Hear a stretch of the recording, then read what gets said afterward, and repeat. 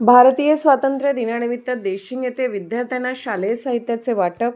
आज स्वातंत्र्य दिनाचे औचित्य साधून देशिंग येथील जिल्हा परिषद शाळा नंबर 1 व 2 मधील तसेच जिल्हा परिषद शाळा तिरमल मळा मधील विद्यार्थी व विद्यार्थिनींना स्कूल बॅग, पॅड, कंपास, पट्टी, रंगपेटी तसेच विविध प्रकारच्या वह्या इत्यादी साहित्याचे वाटप करण्यात आले।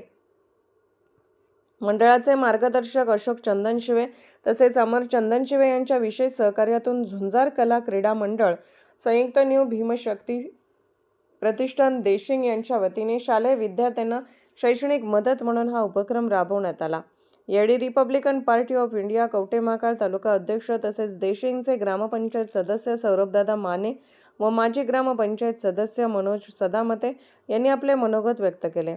विद्यार्थी ज्यावेळी शिक्षण घेऊन शाळेतून बाहेर पडतील व स्वतः कर्तृत्वान होतील त्यावेळी ज्या शाळेने त्यांना घडवले त्या शाळेचे आपण काहीतरी देणे लागतो या विश्वासाने शाळेसाठी आपले अनमोल योगदान द्यावे असे आवाहनही यावेळी करण्यात आले।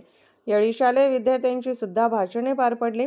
सदर कार्यक्रमासाठी झुंजार मंडळाचे अध्यक्ष राहुल चंदनशिवे, सरपंच प्रवीण पवार, उपसरपंच सदस्य, शाळेचे सर्व शिक्षक, मंडळाचे सर्व कार्यकर्ते, ग्रामस्थ उपस्थित होते। कवठेमहांकाळ मराठी न्यूजसाठी मुख्य संपादक विद्याधर लोंढे। आपल्या चॅनलला सबस्क्राईब करा, लाईक करा आणि शेअर करा।